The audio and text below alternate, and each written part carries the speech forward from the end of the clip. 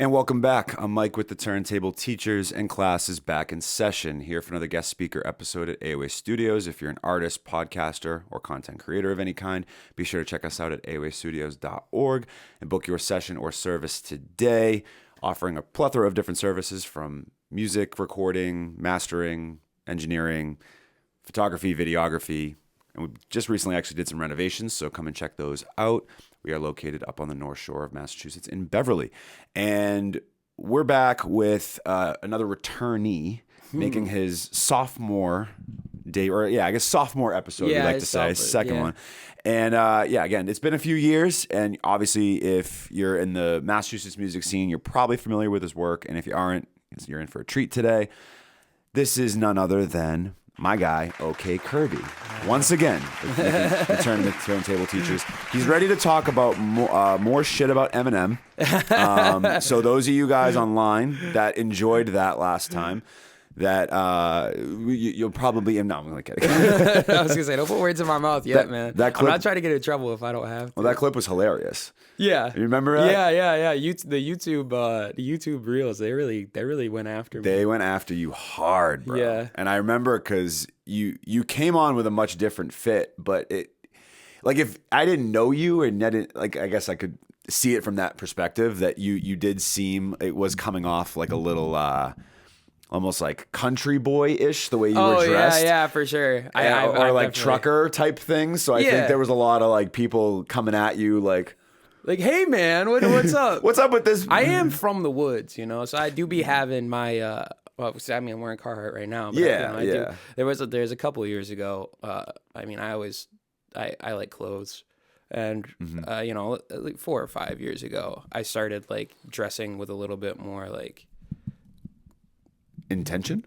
Yeah, I started like implementing like work clothes and stuff like that into my attire because like I for a long time like try to like push away the fact that I'm from the Berkshires and that I'm from North Adams, and I try to like push it away, which comes with like, I don't know how many people you've spoken to from out there, but not like many. There's not a lot of people out there. There's not a lot of things to do, so it's not just like I'm an artist, I live in Boston, I don't want to be associated with Western Mass, because that's not really what it was. It's just when I moved out here, you want to disassociate with that because there's this like attitude of everyone needs to get out and everyone needs to leave. And like when I started cutting hair, when I started, when I was out here for long enough, I realized that I love Western Mass as much as I love it over here. Mm-hmm. And I wanted to like have that be physically representative in... Yeah.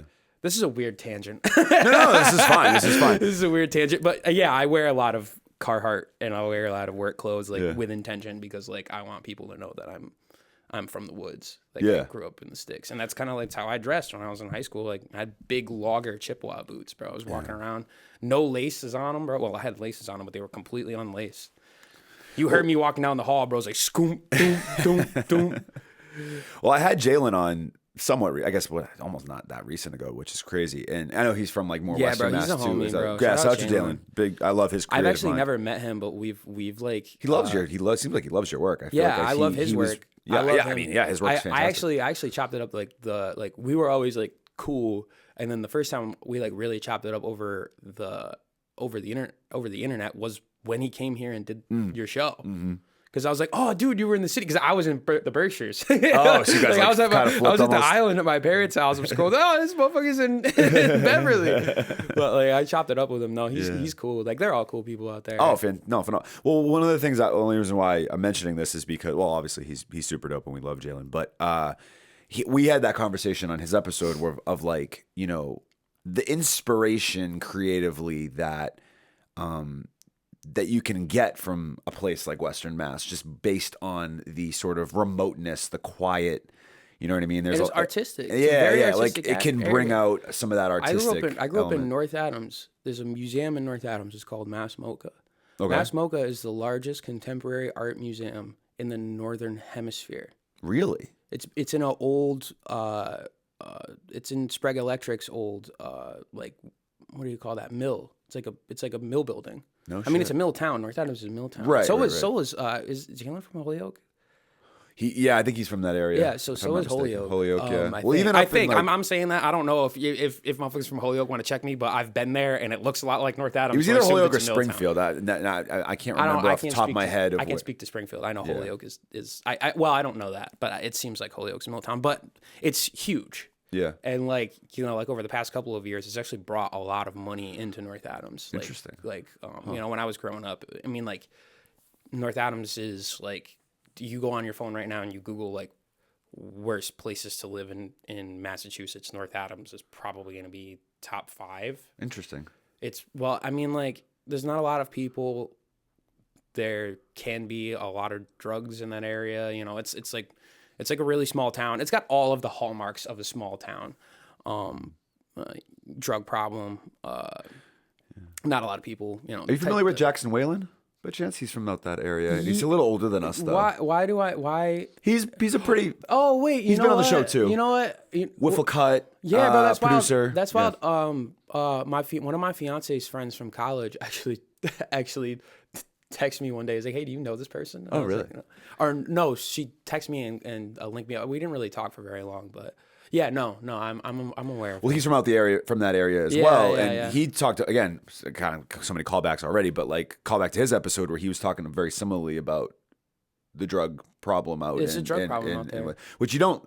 When I think Berkshires, I don't necessarily. That's not like the first thing that comes to mind, or really even the second, third, or fourth thing. I think that people associate the term the Berkshires with South Berkshire. I actually, before I started cutting hair, I worked at a warehouse on the other side of the city, and there was a producer who worked there. We were all sitting in a circle one day, just chopping it up, and the subject of me being from Western Mass came up.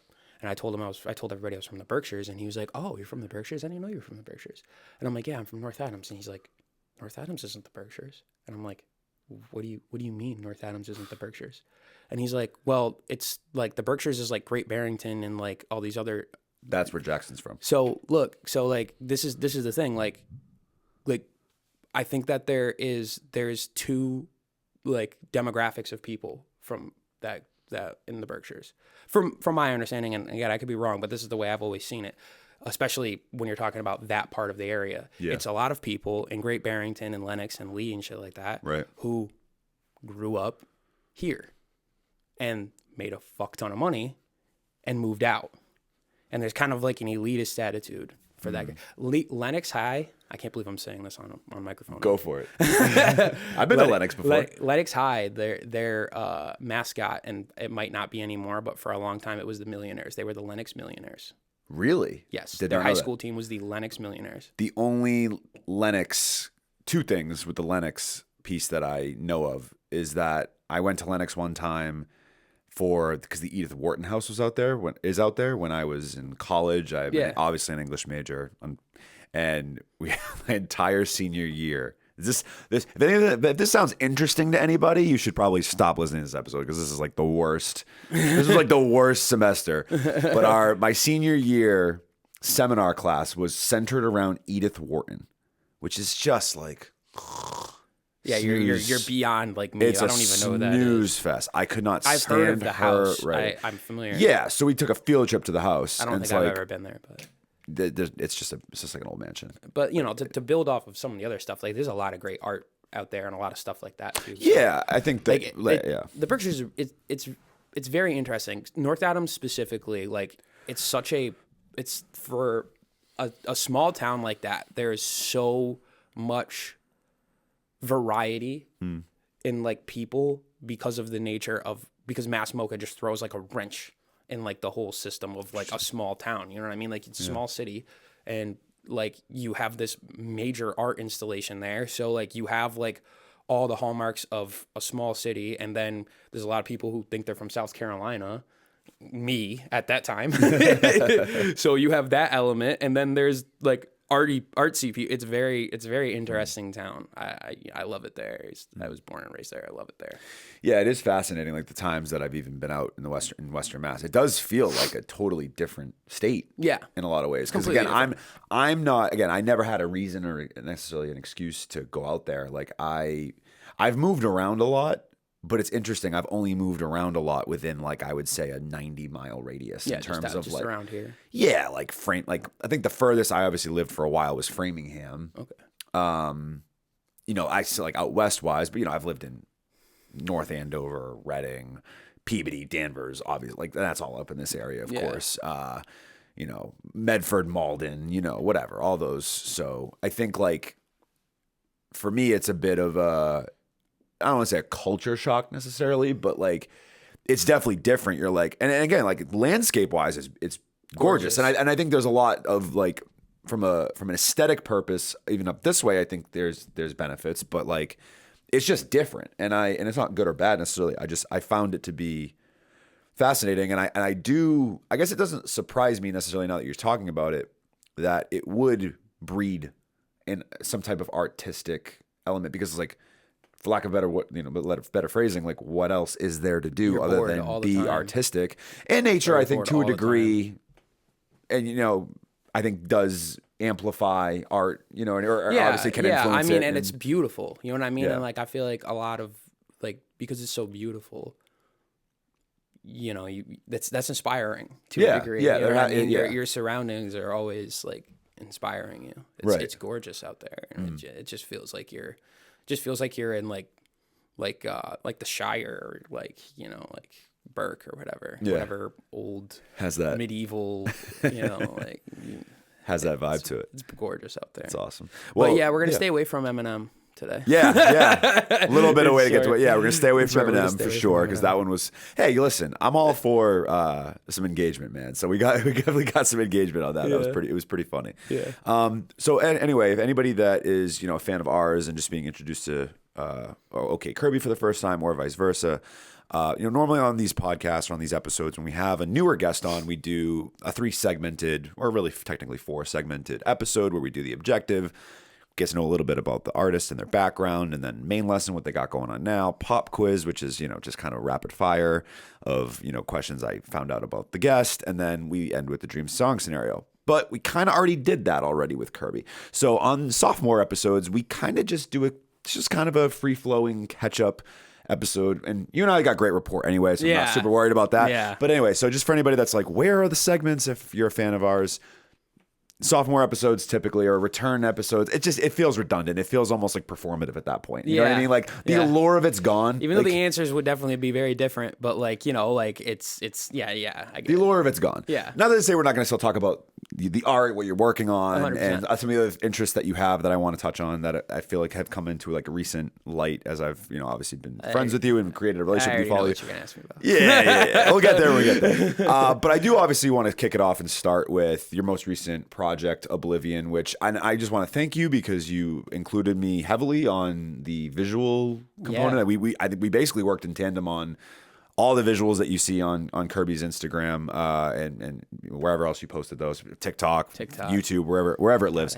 That's our story. Yeah, we can talk about that too. But so, and I know that like when we worked on that, one, I enjoyed it just from the standpoint of the world you tried. No, I shouldn't say tried. The world that you built with that project and sort of the aesthetic that you were going for. It was definitely very abstract. It was definitely very, you know, I don't want to call it apocalyptic, but it had sort of that, or almost fantasy driven in a way, it was right? Dark, you know, dark, you know what I mean? Like almost this idea of being like trapped in this room. That's kind of where I don't want to give all away. I want you to talk about it more but I, you know, obviously have a hand in it, so I kind of understand where you're coming from with it. But just the idea of that, like essence of feeling trapped in like this almost magical but like dark world. That's not, you know, that.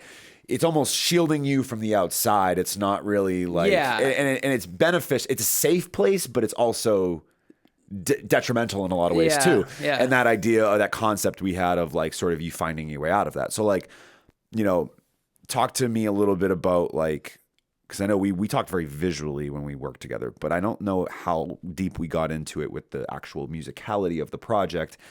And I think it's very.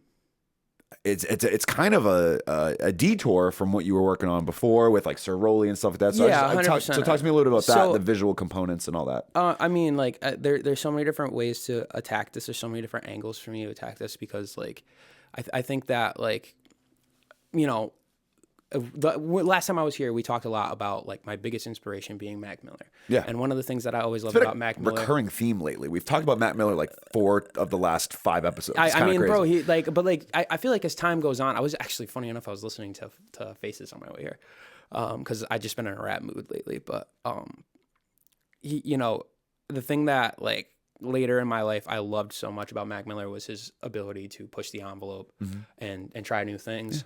Yeah. And I think that like in a lot of ways, my entire career, especially as okaykirby, and even like before I was okaykirby, when I was doing stuff, it was even more like the stuff that in Oblivion.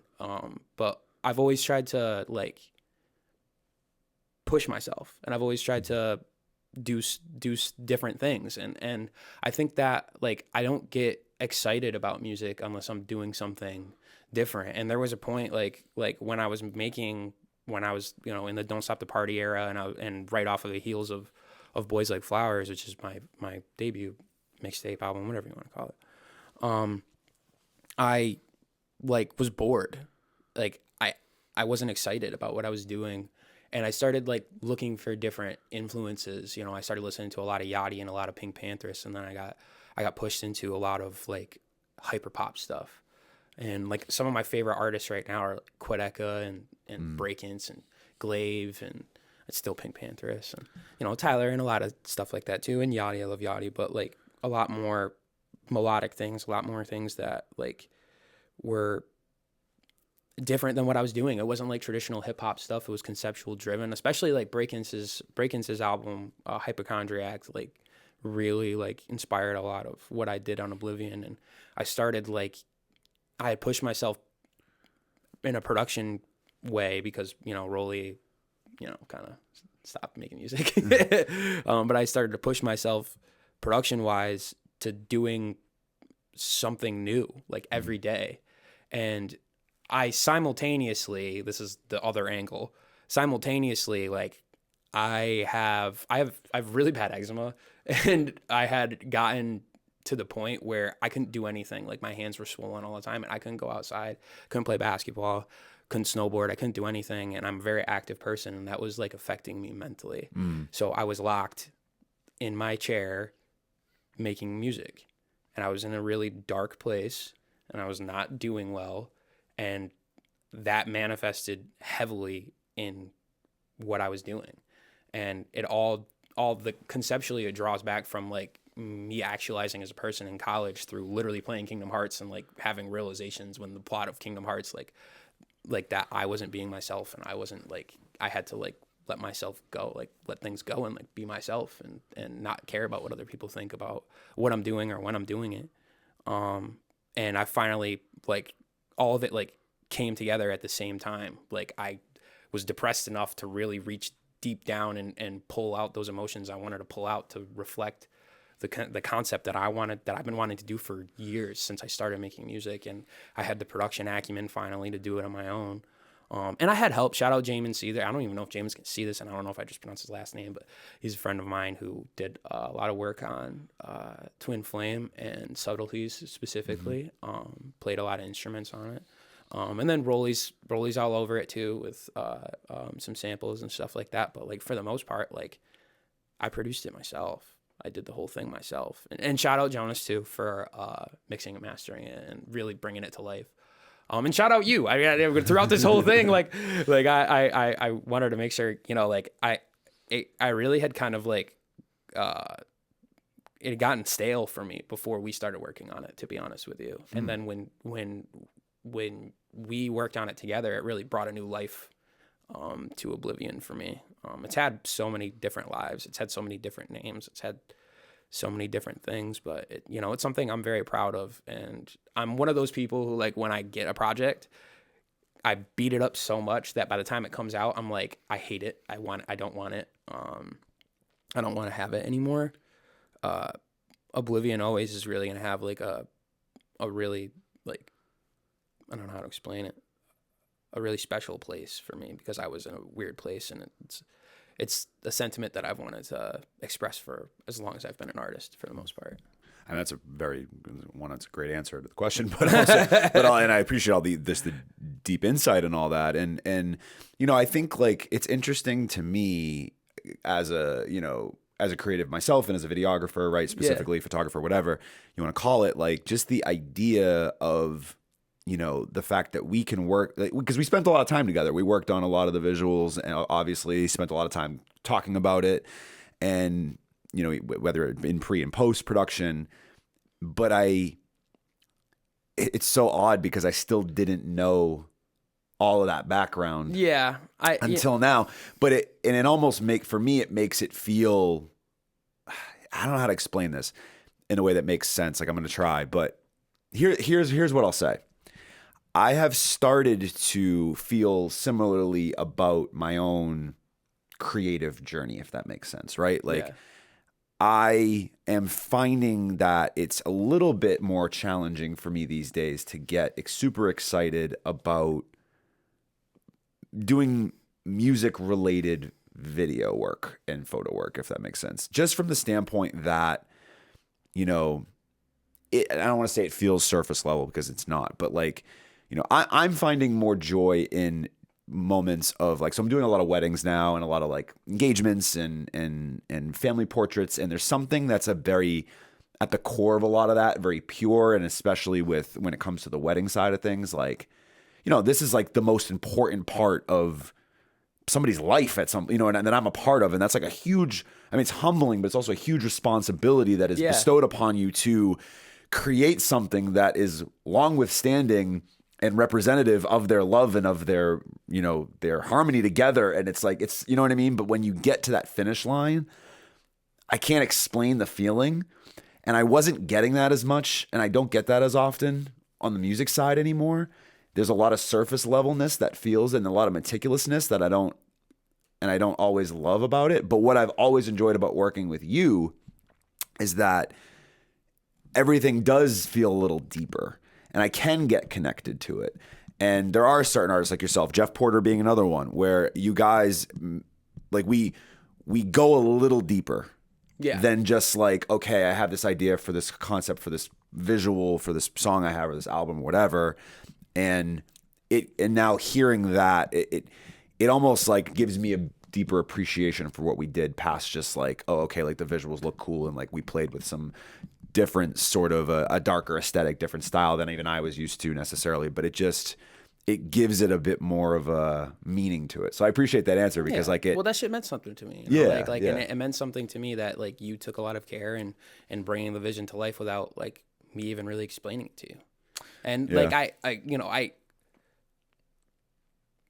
don't get asked a lot about it, and there was a degree of confusion as to why not, because like, I feel like I wrote all over it, but like it wasn't something I was quick to explain even, you know what I mean? Because it's like, you know, if somebody were to come, oh dude, I listened to your album, like what were you thinking when you did? I was like, bro, I was depressed and I was sad. I couldn't do anything I wanted to do, and I reached deep down and pulled out like trauma and then just like plastered it all over, you know, like you write some of that stuff with tears in your eyes. You know what I mean? Like yeah, I mean, like I appreciate you too, because like I needed help.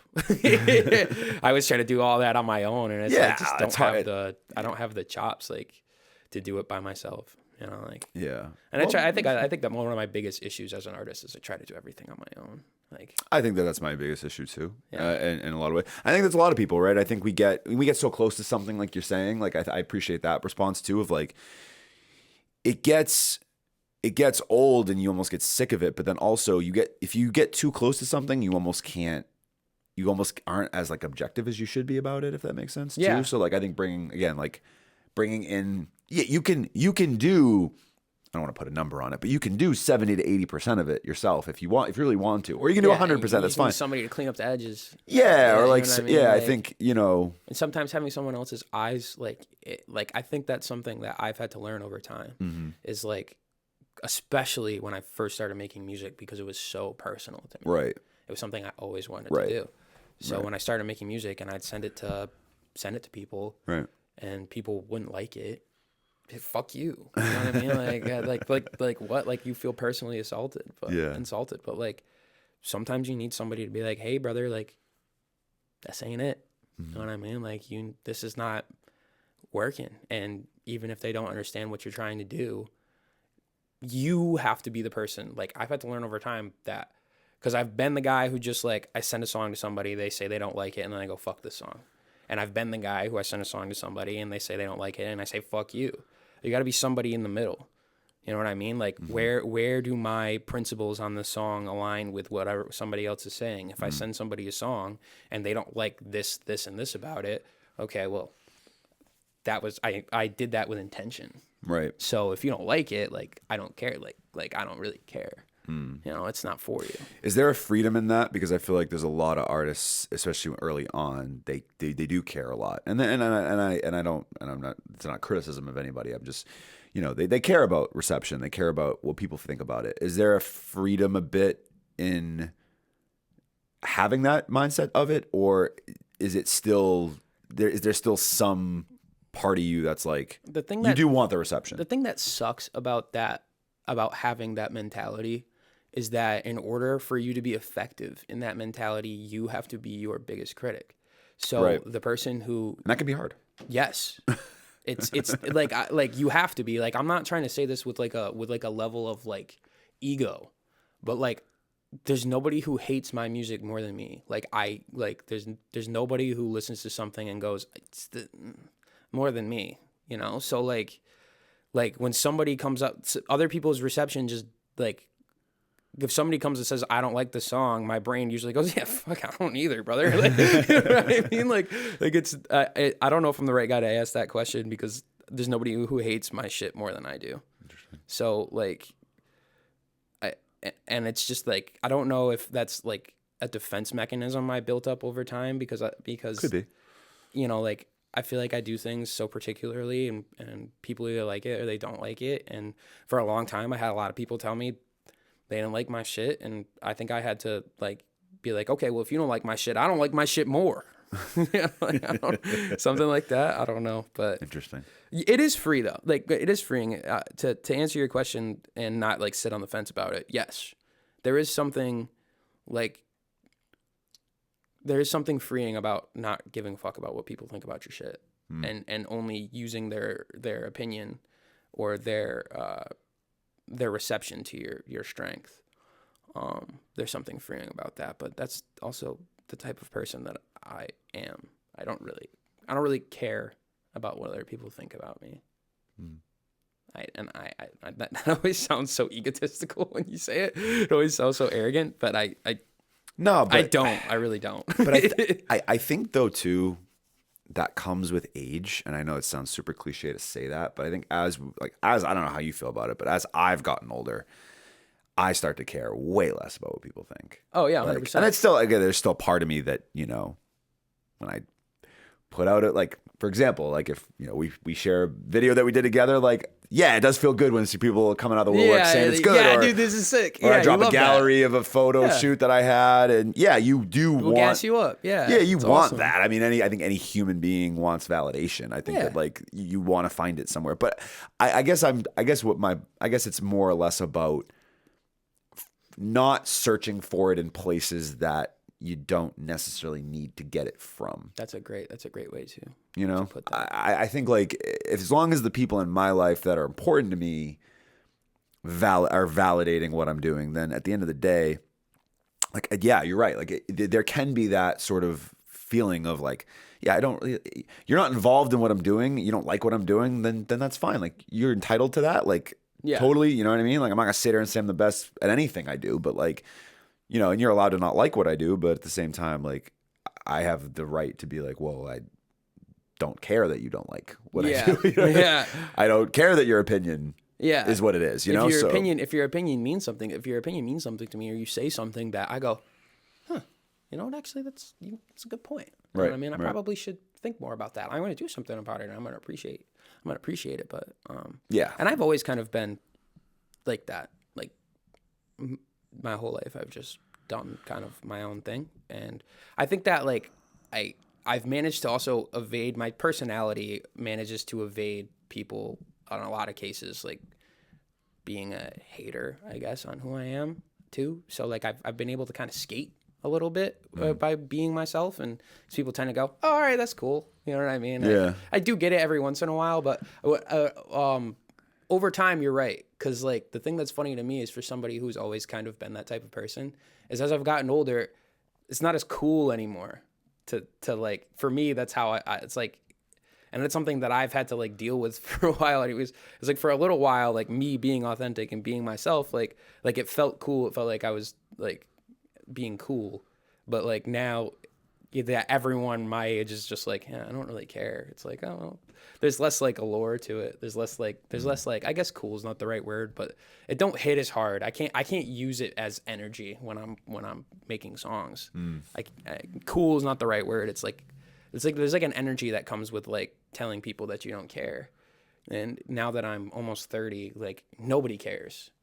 You know what I mean? Yeah. Because like it's like if I tell somebody I don't care about their opinion, like, all right, well, whatever, brother. Instead of before where they'd be like, yeah. Exactly. And then you could put a chip on your shoulder and make a song. Well, we're just more insecure when we're younger, I think. Yeah, there's that plays its hand a much deeper on a much more surface level way where like, yeah, am I still insecure? But fuck yeah. I mean, who isn't insecure in some degree? But like, it used to control the way I moved. 100%. Like, and I sound like I might be exaggerating that. Like, no, it is the truth. Like when I was in I'd say earlier, like probably a decade ago, probably I would say, like, but early 20s, it affected every move I made. Yeah. Because I just wanted to be liked. Yeah. And there's a different. And I mean, we all want to be liked, but for me, there's a deeper thing level to that I've already worked out and is I understand Therapy. about myself now. Yeah, man, go to therapy. Therapy's a beautiful thing. It's excellent. If you haven't tried it, you should. Yeah. Even if you don't think you need it. Yeah, yeah. I mean, listen, I've stopped. I've gone back. I'm currently back in it, but like, I think for me, it was more about. It was that, okay, like, yeah, I didn't get that love and appreciation from certain people in my life as growing up that I wanted it from. And then you grow up and you seek that validation in other places and you just want to be liked. And then I realized I'm like, wait, like I'm compromising my own self and who I am and the decisions I've made for my life. It literally hinges on what all other this. People think. It's like stupid. Yeah. And I'm like, wait, this is dumb, And so again, it's a cycle that's hard to break. I found myself still sometimes going back to it, but I think that the self-awareness piece is key. And I think like to circle back to the project, what I appreciated a lot about it was that it was self-aware, that it had that rooted to it. It was easier for me to be attached to it as a collaborator, knowing that it was from a place of authenticity and of a place of that it was some self-awareness there. Yeah. And that, there was an opportunity there to like package it in a creative way. Yeah. If that makes sense. Yeah. So I appreciated that. My other thought that I don't think I actually touched on when we were working on it. I'm curious, what song here was maybe like the hardest for you to write, since this came from such a place of like, a sort of depressed state that you were in, a place of feeling stuck, a place of feeling trapped. Like, which song, if there is just one that you could point to, was the hardest to write or maybe evoked an emotion out of you that you weren't expecting? Rust. Yeah. Rust is like a very like raw song on purpose, because I one day got home from work or something like that, and I had a lot of shit I had to get off my chest, and I got a sample from Rolly, I looped it, no drums, and I just said whatever, and then I did the drums after. And when I talked to Jonas about it, shout out Jonas, because that song in particular, like, nailed the mix first time. I was like, look, I want this song to feel like the way I wrote it and the way I mixed and mastered it myself. I wanted it to feel like you were standing in the corner of the room while I was recording it, because that's like, I wanted that setting to be there. Yeah. Because the setting was important. The setting of that song is important, because I was not really, I mean, like, I wasn't in a good place for most of it, but a lot of it is like, me being sneaky with the messaging and using different like rhetorical devices to try and like hide what I was actually feeling, just to try and dress it up so it's easier for people to digest it.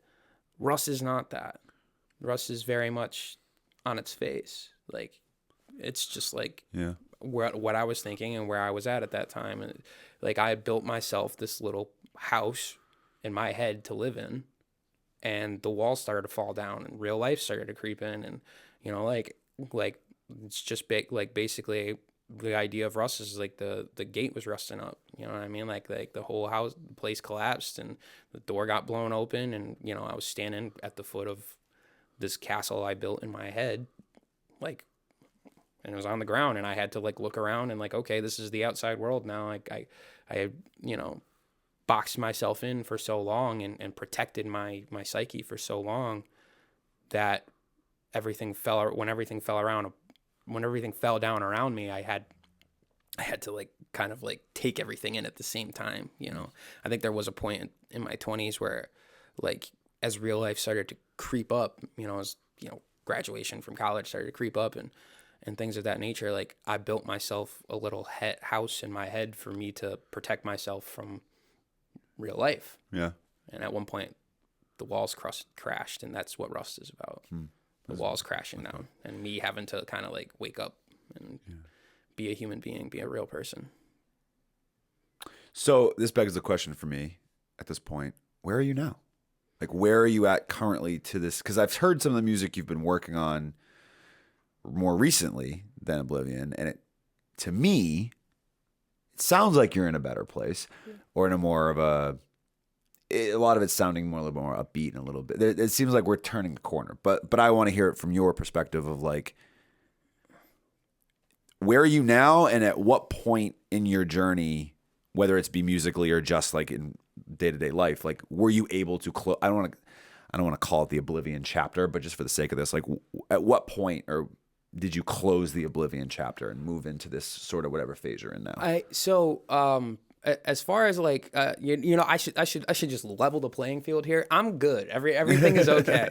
Okay. No, I don't mean like this. I know, but I feel like sometimes I talk about these things in a way that might make people feel like, you know, I'm not doing well. I'm doing great, and you know, I've taken care of a lot of those issues that I had back then, and I'm doing a lot better. You know, I'm a lot more active again. I'm doing a lot more things, and it's translating to the music in a way that is not always the most favorable, to be honest with you, because I worked the best when I was depressed. That's so a lot of people.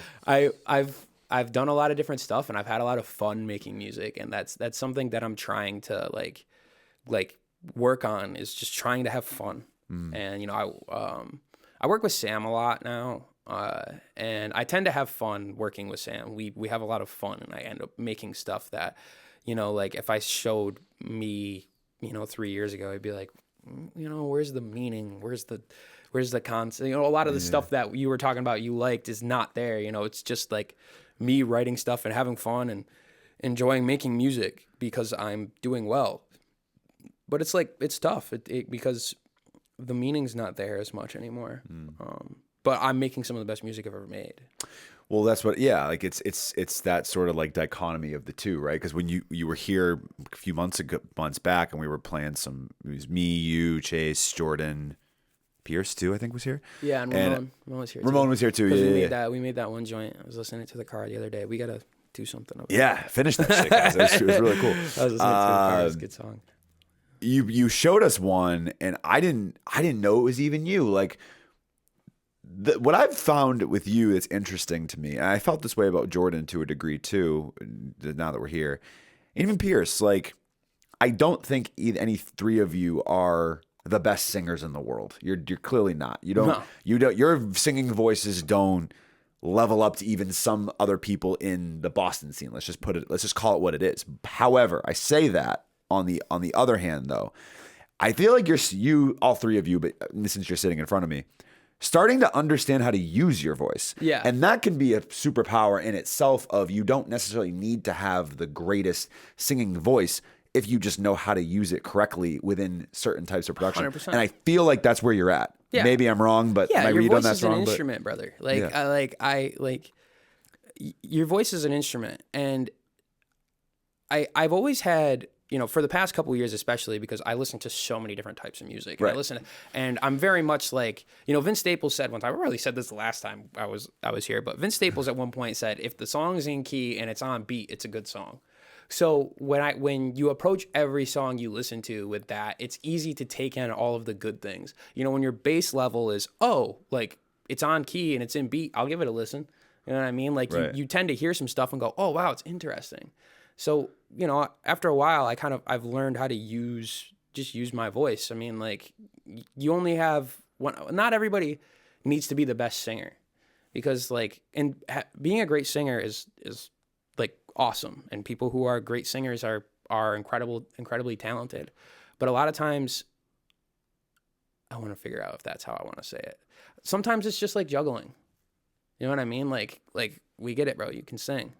But you listen to Adele, Adele makes fire music, and Adele can sing really well. But there are people who can sing really well who need a writer. There are people who can sing really well. I think that the music speaks for itself, and you don't always need to be the best singer for your music to speak to people. So use your voice, regardless of whether you think you sound the best. You have to find a pocket, a space in your voice that works, I mean, again, Mac Miller, not the best singer on the planet. Definitely not. But you could hear the emotion in his music. But he has a way of articulating to you. Who was it too? Bob Dylan. Yeah, That's his biggest criticism. I mean, I'm not going to sit here and act like I'm a huge fan of his work. But you're completely correct, and that's where But he could write the shit out of a song. The idea of artists using their voice in a way that is not traditionally or societally, or however you want to phrase it, considered good, that hasn't been true ever in history. Right. You can go back through time and find people who have an interesting voice and not a good one, and they're successful. Bob Dylan is a great example of that. Bob Dylan's a great example. Another great example, we said Mac Miller too, but somebody you brought up earlier that has shocked me over the last few years is Yachty.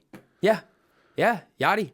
Yachty. I mean, in Yachty, you want to talk about somebody who knows how to use their voice, and has so many different types of vibes. So many. He has a Cold Sunday and Let's Get on the Ass.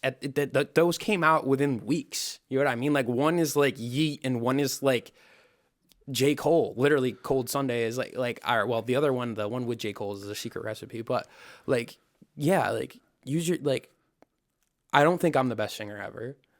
No, but I've never claimed that. But I'm not saying you did. But you gotta use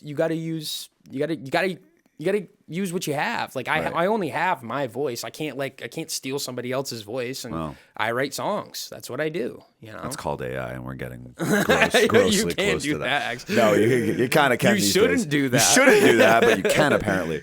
No, and I think that's a valid point. And Yachty's most full length project. Why the name of it's escaping me now. The most. It came out a few years ago. Is it the rock joint? Yeah. Yeah, and then he did another one with James Blake. The following. That one was cool. I didn't like that one as much as I didn't either. I liked his last full length solo project. I think it was 2023. The song on it is a Black Seminole. That's not the name of the project. Yes. Is that the name of the project? That's not the project? I have my phone right here. I should just look it up. And it probably is going to piss me off when I look at it. But anyway, in terms of Yachty, there was a song on that project called Pretty. And it's not the best song. Let's start here. Yeah. Yeah, that's the project. Came out I think he used AI for that cover. Literally about 3 years to the day. Yeah. January 27, 2023. Black Seminole was the first song. That album came out 3 years ago. Isn't that crazy? January 27th, 2023. So we're sitting here. It's February 2nd. So, or 3rd, whatever it is. February 2nd, I think it is. But yeah, I find it to be just interesting. A song, I was never a Yachty guy. I never enjoyed his music. And then that album came out and so many people were talking about it. And I'm like, all right, let me give it a shot. And then I played the shit out of that Pretty song. Black Seminole. Oh, I just got out of it. There was a song later in the track list that I really loved too. That was more rock led.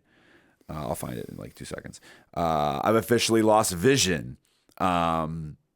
It's just like just the craziness that he was able to put in that, and to me, it was it proves that like, yes, like we can make judgments about certain artists or anybody that creates any type of art. But I think we need to allow people to at least give them the chance to evolve and before we judge them from like a full, because again, I've said this a million times and I've gotten criticism from it and from people online, and I don't give a fuck. It is what it is. Like, so I had somebody tell me that because I didn't like Blue Slide Park, that somehow it invalidates my music taste. I'm like, okay, great, whatever. That's your opinion, but like, I'll stand on it. I didn't like Blue Slide Park when it came out. People gave you shit for that? Yeah. I didn't like it. Well, I liked it when it came out. Going back to it, it's nowhere near any of. I agree, and on the flip side, I didn't like it when it came out, and I go back to it, and I don't feel like it's as bad as I thought it was. Which again, but still, it's, so I mean, I'm the opposite. We're the opposite. When it came out, I was I had the shirts and the hats and I couldn't do it. So anything he said did was gold, and now that the only song on that I liked was Missed Calls. Like that was the song I was great like, all song. right, I could really like I could get into that at the time, and I remember that vividly, like going through the whole project, like okay, this Missed Call song is good. Finally, there's something I like. Yeah. But no, and then by the time he was, by the time we had Swimming in Circles, I'm like, he's one of my favorite artists. Yeah. You know what I mean? So it's like you see that how that can happen, and the difference of it. Another artist that I think isn't the greatest singer, but uses his voice in a way that I think is very enticing and interesting is something like Thundercat. Yeah. I don't find Thundercat to have the greatest singing voice either. Yeah. It can be a little nasally and it's a little, off key or off pitch sometimes, but like it's got character to it. 100%. I almost feel like that's a bit more enjoyable for me these days than somebody that has perfect pitch. Yeah, because it has character. I mean, when I first started making music, like I was like a Smino clone. Like I was such a big Smino fan, and Smino's somebody who's like, for this conversation is interesting because like if you listen to Smino's music, you might not think he's a good singer because of the way they mix his voice, and then you like watch like a color show or whatever, and he's just singing like raw vocals, and you're like, oh wow, he's actually incredibly talented singer. And then you hear him speak and you're like, wait, how does that, because he's got like this low like toned voice when he speaks on podcasts and interviews, and then he can hit these high notes, and I'm like, who is this guy? Yeah, like, I love Smino. He's one of my favorite artists. He's very unique. And the other person that I feel like the other two people I should highlight for like my influence, like I think that the key, not as far as like his voice inspires me, but like the key to the door for me, like to being able to experiment with my voice, was Tyler. Because there's nobody like Tyler in a lot of ways, and I say this with the most love for him because he's one of my favorite artists out still, has no business singing. No, he doesn't. There's no business singing. And yet he puts out bangers, slaps, like that where with him singing. I mean, like Ring Ring Ring, that off his most recent album is like crazy. Like it's a crazy song, and he's not singing well on it. Like he doesn't really sing well ever. And it, like, I remember like Igor coming out and me being like, if he can get away with that. I felt like he got away with it on Flower Boy. Yeah. I mean, yeah. I think of a song like See You Again, where he's in the beginning. I close my eyes. I'm like, that's actually not that bad. Yeah. Like, it is interesting. Yeah. Well, Igor was like the crux of like a lot of my like experimentation as an artist, because that was like right when I started making music, and Igor came out and I was like, ooh. And then the other person is Jordan. There's nobody. Yeah. There's nobody like you heard. Well, the song you're talking about is "Miss Me," which is like the best song I've ever made in my entire life. And I have a whole project just full of like R&B-ish stuff that, if it wasn't for Jordan, probably would have never happened, because there's nobody who has bothered me more about using my voice than Jordan. Really? Like there's nobody like who has like, I would send him stuff and he'd be like, why aren't you singing on this? Just like, cause I fucking can't sing. And he's like, that's a lie. Clearly. And he's like, because that's you a played it. lie. I remember sitting in the other room and in our studio A and going, dude, I can't believe you made that. Like, Yeah. And I didn't mean that as like a dig. I just was like, I love that. There's nothing I love more. I mean, like, there's nothing I love more than when somebody goes, this is you? Yeah, Like, yeah. Yes, brother. That's the plan. That's what I'm going for, you know? Well, no, and Jordan's very, again, not to like on obviously a national level, but if you want to talk about people around this scene, like, yeah, Jordan understands the way to use his voice in a way that makes it interesting. I know he obviously uses quite a bit of auto-tune. Yeah, he gets it. Like, he gets the way, the pocket he needs to sit in on certain production, certain beats, whatever it is, that, again, is going to make that song interesting. And again, for me, his overuse of auto-tune actually works. And if it works in his favor in a lot of ways, you know what I mean? Like, it actually, like, his vocal chain actually works.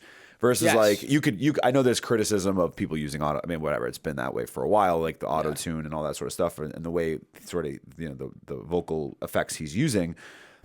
But it just makes sense when you listen to it, and I think that's where I think like this conversation just sort of like that's where we kind of establish it, where it's like, if it works, who are we to necessarily question it? You know what I mean? Like, I think like a lot of the artists we're talking about. Yeah. Like, I sat there for a while and I'm like, this Lil Yachty album shouldn't fucking work.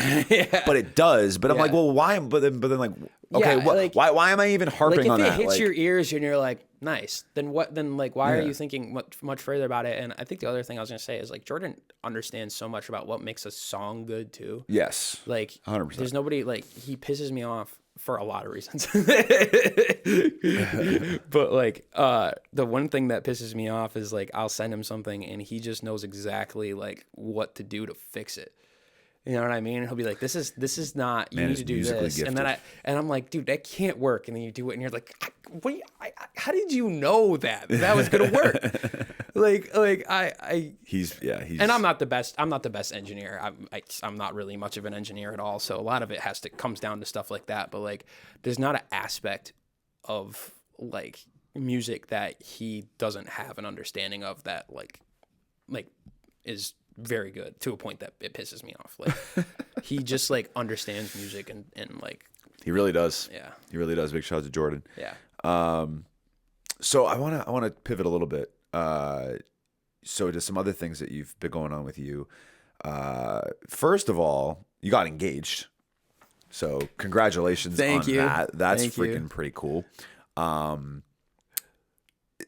I will say about Sienna that I've always loved about her, she is outside for you all the fucking time. Oh yeah.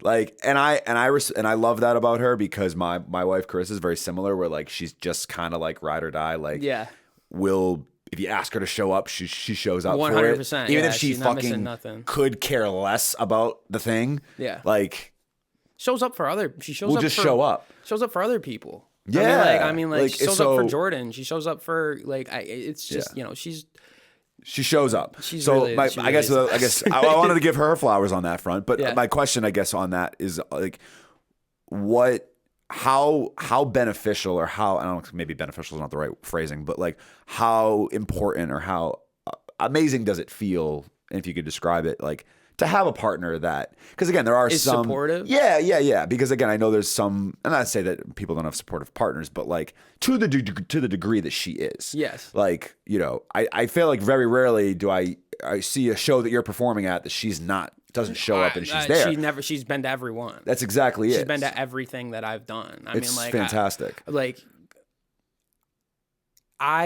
Not to control. There's a way of being like, yes, I support you, go do that thing, and that's amazing. Then there's the other piece of it where it's like, I'm going to be next to you while you do it. She was supportive of me as an artist before we were dating. So here comes the me and Sienna story. No, go for it. That's why I asked. I want it. Sienna and I were kind of like doing that thing. And people, I imagine, don't do this anymore because Elon ruined Twitter. But I would tweet to get her attention. She would tweet to get my attention. We would and like each other's shit like back and forth for years. And then I finally like DM'd her and she was talking to somebody, so I got shot down. The second time we communicated, I had completely changed. I have a second Instagram that has had many lives because I used to draw in college. So the first thing it was my drawing. It was just all of my drawings. I used to just draw and then take pictures of shit and put it on Instagram. And then it was like an art Instagram as a whole because I was doing cover art, and then I cut all of the art shit out of it, and then it was my music Instagram. And then Jordan was like, your regular Instagram is your music Instagram, not that one. He's like, believe in yourself. And I'm like, you know what, you're right. So it became my barber Instagram. But before that, while I was talking to Sienna, it was my artist Instagram, and she was following me on both.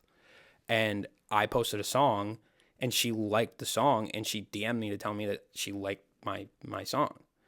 And you know, like, I remember like running into the other room and being like, and telling my buddy, oh, dude, that girl's talking to you. She likes my music. Let's go. I love it. But like, she's always been like that. And like, to be honest with you, like, I was in a weird spot before dating Sienna with the music stuff because I didn't know how to like share it. I didn't know like whether to share it or not. I was kind of, again, in a weird place mentally, and I was just kind of like getting thoughts out. Mm-hmm. And Sienna validated a lot of things about not just the music, like the way I dress, the way I act, the way I do, the way I want to do things. I always was able to kind of like be myself with myself and then change who I was around certain people so that I would like keep people happy. You know, like I don't come from an area or a group of people, friendship, family, whatever, that this is accustomed to this type of thing. You know what I mean? So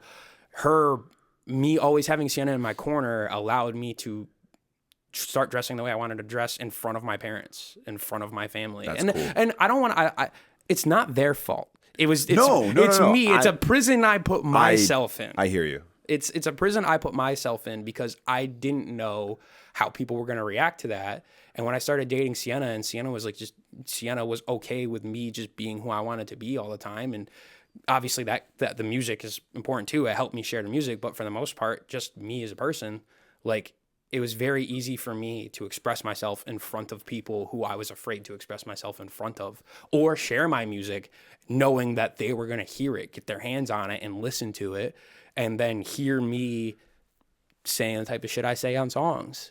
Like, it's not always the most happy thing. You know, it's not always the most positive thing. It's not always the best role model. You know what I mean? Like, it's not always the best example of what I would want to be for family and friends or whatever. So, you know, for me to be able to have somebody in my corner who allows me to share this stuff and allows me to allows myself to allow me to do these things. I know what you mean. I don't mean it like you get her permission, but it's invaluable. Yeah. Like, it's invaluable. Like I can't put a price tag on it. I can't put a value on it, on who she is as a person and what she means to me. I can't I can't put a value on that. I can't put like a price tag. It's invaluable. It's invaluable. It's invaluable. It goes beyond anything you could monetarily or just substantially put value upon. Yeah. You know, and money's like, with money, I'm trying to figure out a different way to phrase it. But I don't mean money. I don't know how to justify. Yeah. Like, I don't know how to like describe that level of like how important that is to me. Yeah. Oh God, it's everything. And like I have a very similar. Like I can relate to that because my situation is very similar. Yeah. You know. And she's talking me through so many. Like, I've been through some. Like, look, man. Like, I'm not moving numbers. I'm not moving needles. You know what I mean? Right. And a lot of times, like, over the course of my career, I've been like face down in my bed, like, what am I doing this for? And the person who's always been like, you're doing it because you like doing it, or just knowing exactly what to say in that moment. Yeah. And I annoy the shit out of her with like, am I good? Do I make good music? I annoy the shit out of her with like my insecurity about my own music. And she has never faltered. She's always been like, you do it because you love it. Keep doing it. Right. She's, I said some shit in some songs that like, I show it to her and I'm like, how do you feel about that? And she's like, I don't care. Say whatever you want to say. Do whatever you want to do. She's never pushed back on anything. She's never felt a way about anything. She allows me to express myself whatever way I want to express myself without sometimes justifiably pushing back. She just wants me to make music because she loves me. And she loves that I love making music. And that's invaluable. Yeah. Get yourself a Sienna. Although there's not many of them. They're hard to find. They're hard to come by. It is interesting that we had a very similar, not so much about something creative, but with my wife too. We knew each other for a long, long, long time. Yeah. And I always had a crush on her. But similarly, like we were both in Nashville around the same time. Like years later, had each other on Instagram. Like nearly like the same bar I was at. Like a night before, but I had flown home the next day or whatever. So like obviously, slid in. I was like, oh, I just was there last night. Like, and she's like, cool, whatever.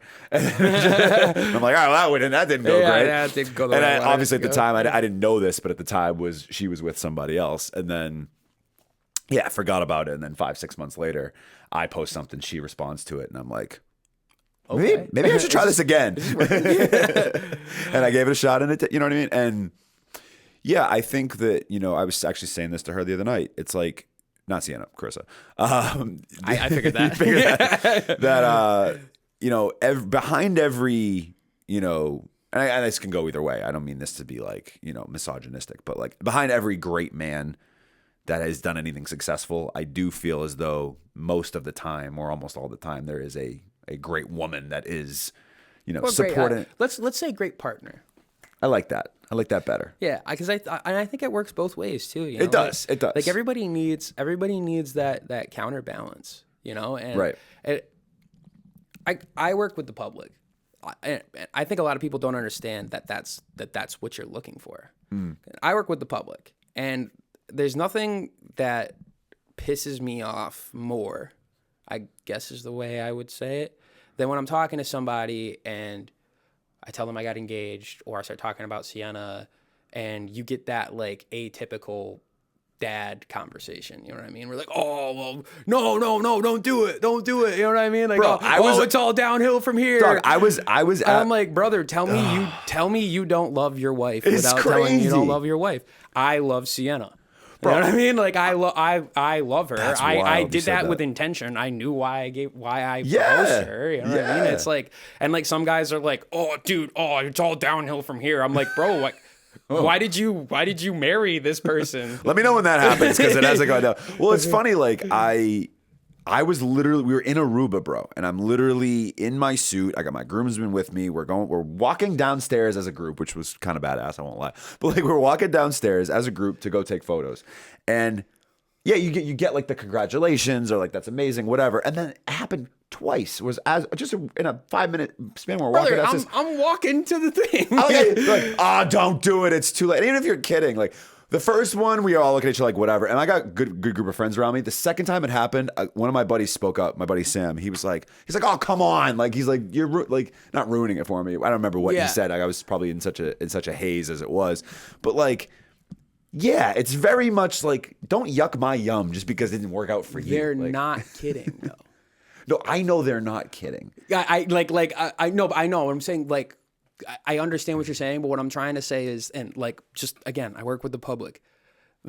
Their excuse is always that it's a joke. I was like, oh no, it's a joke. No, you wouldn't say that. Like the joke wouldn't manifest in your cortex if you didn't regret that decision. Yeah. Like and it just like people don't understand the point of getting married to somebody else. Well, I think our generation, not to say that our generation is obviously batting 100%, because obviously the divorce rate is, I think, a little over 50% these days, but I think a lot of it attested to like our parents' generation of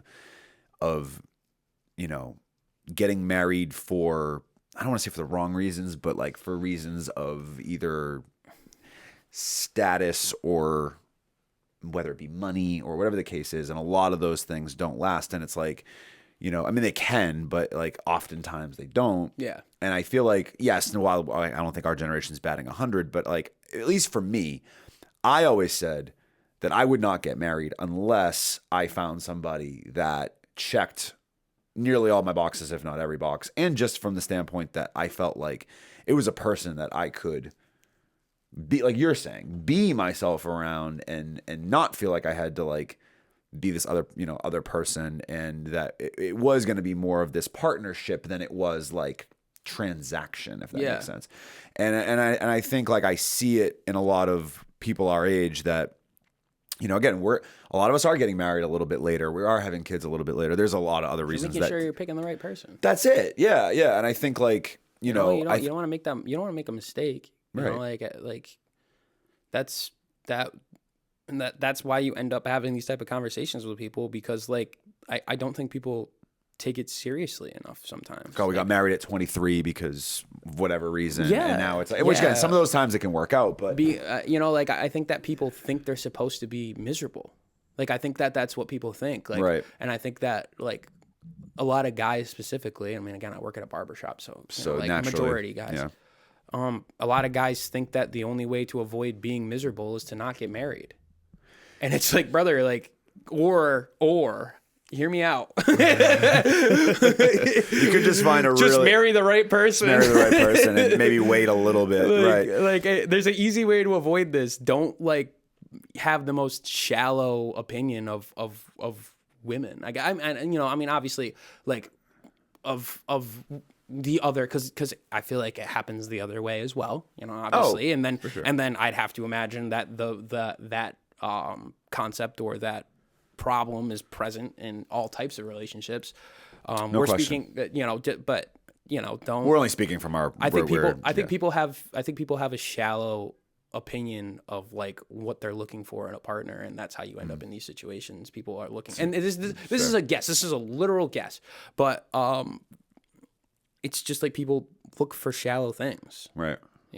Like, yeah, I feel similarly about that, like in that sense. Yeah, I think like you said, you have to do it for the right reasons, and it has to be somebody that you can, And again, I don't think anybody gets married with the idea that like they're going to get divorced. Otherwise, why the fuck would you get married? Yeah, I know. But like, and it's also not to say that every relationship and every marriage is 100% amazing, and that there's not going to be issues. Like, of course, there's going to be problems, and there's not real things that happen that come up afterwards that like you didn't foresee or things of that nature. I'm not trying to say that either, but like I do think that there are a lot of people don't like they have a shallow idea of the type of person that they're supposed to get married to, or that they're supposed to be with, and a lot of times that is a reflection on how shallow they are as a person. Yeah. Well, it's funny you say that too, because I always felt like, and not to get into my own jazz, but like I'll just say that I always thought there was a certain type of woman that I needed to be with, right? Based on my own history and my own trauma, we'll call it, and all that sort of stuff. And I would actively seek out that type of woman, and it wouldn't work. And then it's ironic that Carissa is basically the polar opposite of the type of woman that I was actively going for. And that works out.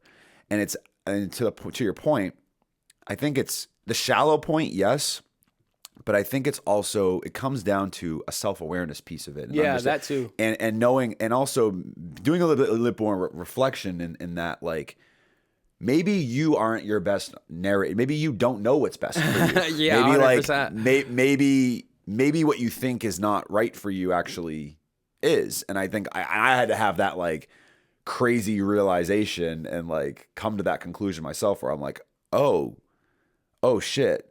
Yeah, I've been going at this wrong the whole 100%. Time. And no wonder why this hasn't been working. It's so wild you say that, because like it's the same. And I've told Santa this before. Like that there's a lot of that is similar too. But I think that the best things about Sienna, I was not looking for actively. Like that's what we're talking about. Is just like everlasting support for who I am as a person and the type of things I like to do, and I didn't know I was looking for about, like support for who I am as a person. It's like those are the type of things that like come in and you don't even realize that that's what you're looking. You need that, Well, then I think I agree with you, and I think that like maybe not. This isn't just towards men. It's just everybody. I think we all need to, approach this. This is when I eventually, if I'm lucky enough to be able to raise kids and they get to that place, like they have to just be open-minded. about what they potentially not even want, but also need in a relationship. Because I agree with you. There's certain things about Carissa where I was like, oh, I didn't realize I wanted or even needed that. You know what I mean? Like, or that this was even like something that I thought I needed. Like, I thought I needed all this other stuff, but it's actually like she did, you know, and whatever. There's a bunch of different things, but like, but she cares about who you are as a person. Yeah, like that. That's really cool. You know, that she likes who you are as a person. She like I didn't think like where I was is I had a lot of experiences with partners where I like doing something and I got pushback on it. Yeah, so I had kind of given up on the idea that like the person that I was gonna be with was gonna like certain things about me. I mean, I remember one of them was like I liked anime and like in college that was like, now it's like massive. So like in college I was always afraid to tell people I liked anime and stuff like that. But like, you know, like it's actually a good segue. That was my last question I had for you. But finish this. But like seeing any fuck about any of that stuff ever. And like I didn't realize that was possible, you know, that like somebody could care about the things that I care about just because I care about them. Isn't that crazy? Yeah, it's cool. Just because I care about them. Yeah, I'll nerd out about camera shit for fucking an hour with her, and she's like, she doesn't know what I'm talking about, but she's like, she's just happy that I'm happy. Yeah, and whatever, it goes both ways, so it's really interesting. But it was actually a perfect segue. I wanted to ask you about one thing that I've been noticing you're doing lately is your comic book hauls. Yeah, I've slowed down. You've slowed down a little bit, but it was like a thing for a while. I just feel like it's still technically a thing. Yeah. So my question to you is on this front, what are some of the comics that you've read or been into lately that either surprised you didn't think you'd be as into them as you are, and also what are some of like your highlights just in general that you've read lately? Like if you guys recommendations for people. So that's actually the first part of that question is actually a great question for right now. I'm slow right now, but Transformers. Daniel Warren Johnson and Mike Spicer, Transformers. Daniel Warren Johnson and Mike Spicer, anything, but specifically Daniel Warren Johnson and Mike Spicer. Now, the public may be a bit familiar with Daniel Warren Johnson and Mike Spicer because a couple of months ago, maybe November 1st, there was an absolute Batman. It was like a yearly or whatever they call it. It's like a special edition comic that the guy who usually does it is Scott Snyder. Scott Snyder's been in charge of Batman for years. But they did a one issue edition with Daniel Warren Johnson and Mike Spicer, and that's the one where he beats the fuck out of all of the Klan members. I don't know if you've seen any of the stuff for that. It pops up on my feed all the time, and I feel like it's something that's so like broad that like it definitely like pops into other people's shit. Anybody who likes superheroes at all. But yeah, that's Daniel Warren Johnson and Mike Spicer, and they are awesome. And I read a lot of Daniel Warren Johnson and Mike Spicer, and I've gone off on some like graphic novel shit. So like they do a book. It's called It's called Do a Power Bomb, and it's like WWE wrestling meets like Dragon Ball Z. Like they do a lot of like bodacious stuff. And Mike Spicer is this really interesting illustrator who draws in such a really beautiful like and creative way that it makes these like bodacious like and like outrageous concepts that they bring home. It gives it so much color and like so much life. So if you're interested in comics, just go to the comic book store and look for Daniel Warren Johnson and Mike Spicer on any of the things. Like they do a whole Transformers run. I've been reading it. It's incredible. And those books as well. Murder Falcon's another book that I read recently. That's them where it's the world is being taken over by like this guy who's like the devil, but he brings monsters to Earth. And the only people that can stop him are a group of like people in a metal band. And the lead guitarists, like when they play their instruments, they control these like beings, and one of them is like a 6'7" yoked falcon with a big metal arm. Like again, it's like they're like bodacious, but they have like so much. They're so emotional and they have so much meaning. Like the main guy has cancer, so like he's like playing the guitar and trying to like save the world, but he has cancer. and it's like really, the books are like really sad and like emotional and stuff like that, and they managed to balance like the outrageousness of like what is traditionally in a comic book, because it's just a lot of like tropes and a lot of like, yeah, a big falcon with a metal arm and a headband and they play metal music, you know what I mean? It's just like stuff that's just like sick just for the sake of being sick, and they managed to balance it by having like real authentic emotional stories. I read absolute everything. So there's a run in DC right now. There's like a whole universe in DC that it's called the Absolute Universe, and it's basically like Darkseid, who is like Thanos in DC. He actually preceded Thanos. Thanos is based off of Darkseid. Fun fact. Creates a different universe where everything's like different. So like Batman doesn't grow up rich. He grows up broke in the Narrows.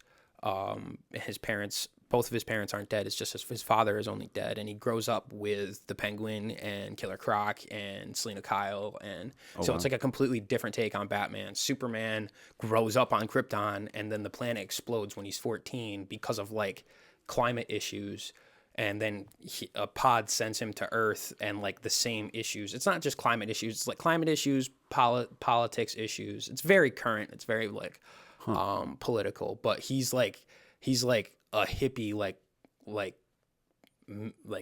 he's much more like revolutionary.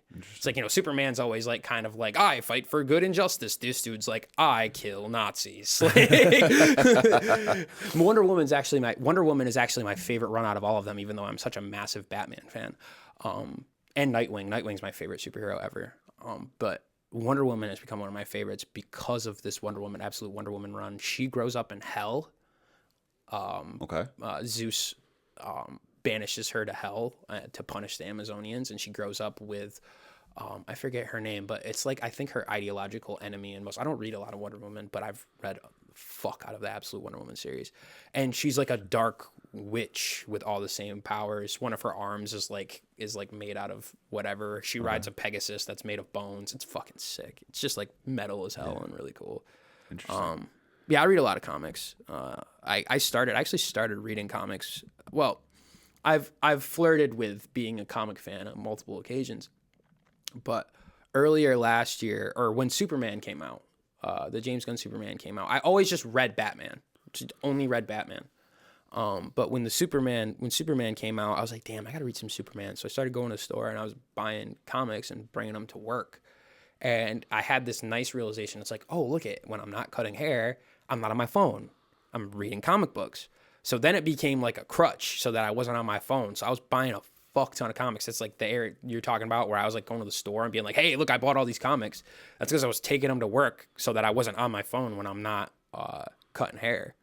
Eventually it got too expensive. I ended up getting a Kindle, and now I have like, that's why the hauls have stopped, because I got a Kindle. And it's harder to justify the amount of money I was spending on comics on a monthly basis. I was spending like $200-$300 on comics a month. It's expensive, but I still love them. Wow. If anyone wants to talk to me about comics, feel free to DM me. I have recommendations.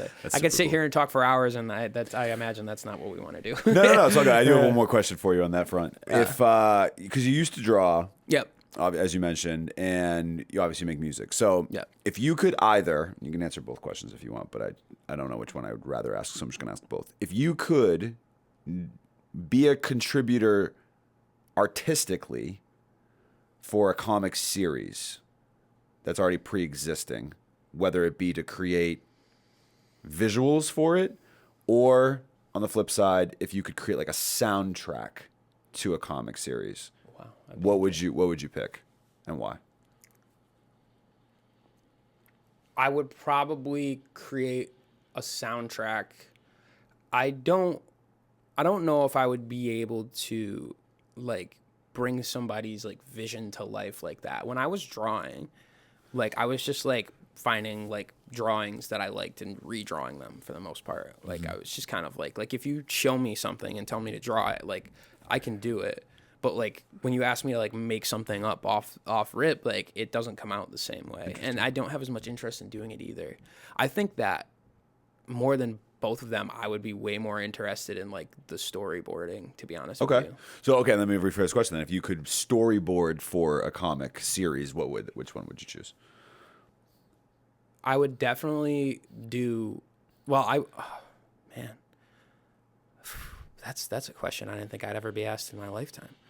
I mean, I guess like the obvious answer is Nightwing, because like Nightwing is like my favorite comic book character ever. To tangent just a small tiny bit, it's very interesting. Like I feel like superheroes are a very large commodity in the universe, in the world, whatever. Yep. And everyone loves superheroes. And when you talk to people about superheroes and you say, hey, who's your favorite superhero? They're going to say Batman. They're going to say Spider-Man. And that's pretty much it. You know, I mean, you might get some people who watch a lot of Marvel movies who are like, oh, well, I like Black Panther, or I like Captain America, or whatever. But for the most part, you're going to get Batman and you're going to get Spider-Man. And then you start reading comic books, and there's so much depth to different characters.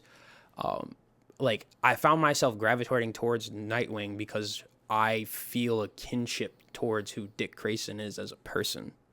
You know what I mean? Like the way that he's written most of the time, it's like I always felt a kinship to Batman because the type of things that he fights for, I like respect. Nightwing does it and does the same thing in a different way, which is more the way I would do things, and he does things without that chip on his shoulder. He's still kind of like a good-natured, good-mannered person who only really uses force when he needs to. And he looks sick. And there's a lot of cool stories there. Like things people don't know about Nightwing is Nightwing at this point has his own city that he fights for that's actually worse than Gotham. It's called Bloodhaven. And canonically at this point, I think Alfred Pennyworth dies and he inherits all of his money. So he's also loaded, and he uses all of his money to fix Bloodhaven.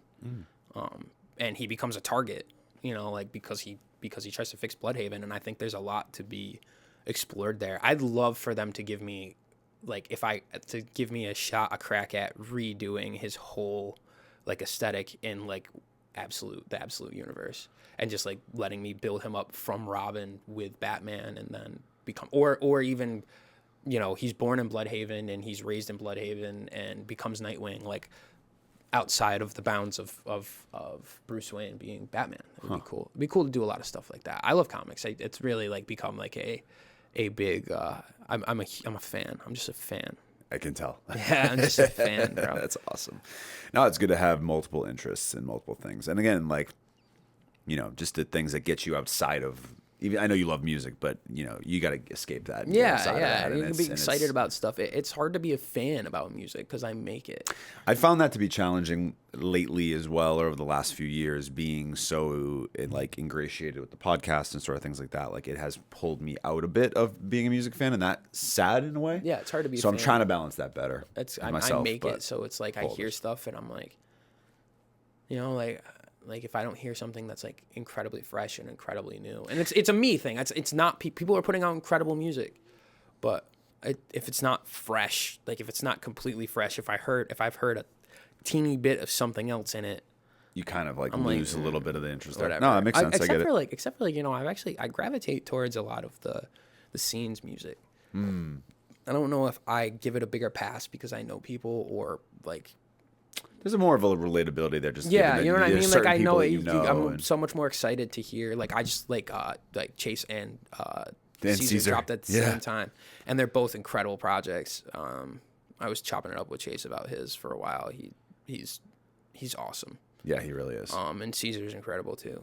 But you know, like I get excited about projects that like people release from the scene. I would agree. And I'm always listening. Like, and I always try to support everybody too. You know, like I just try to give people love. But I appreciate that. No, likewise. So that's why, again, you're somebody that I've always respected, and really I enjoy your music, but I've respected you from the sense that you are somebody that does show up for the people and supports the people, and I think like that has gotten you to this point, and it will continue to take you far and makes people want to support you back. So I think it really I hope so. I think so. Okay, Kirby, sophomore episode. It was great to have you back. We definitely were overdue. It's been obviously multiple years, so we like 3 years. right? I think it was, yeah, it's about 2.5, I think. 2.5. Something like that. Something I'd have to look back and remind myself. But Yeah. all that's left to do at this point is look in that left side camera, let the people know where they can find you. Anyone else you want to shout out or anything else you want to say, now would be the time to do so. Okay. Hi, I am okaykirby. I put out an album on Halloween last year. It's called Oblivion. You can get that on any streaming service. But if you're trying to get it on Spotify, you should switch to Apple Music because fuck ICE. You can find me on Instagram and TikTok and all of that. Most of the time it's okaykirby with an underscore. Yeah, and I got more music coming out this year. A lot of stuff that I'm excited about, so stay tuned. And we are very excited for it as well. Can't wait to hear it. And if you're a fan of okaykirby, just being introduced to us for the first time, you can follow us at Turntable Teachers on Instagram and TikTok. Hit up our website, turntableteachers.com. And then, of course, if you're an artist, podcaster, or content creator of any kind, be sure to check us out at aoastudios.org and book your session or service today. Yeah, man.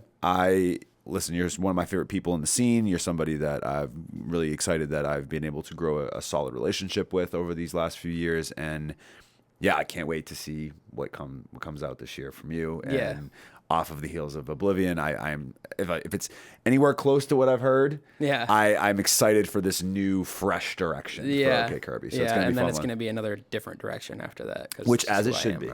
As it should be. Just different stuff all the time. We appreciate you, bro. Yeah, appreciate you, too.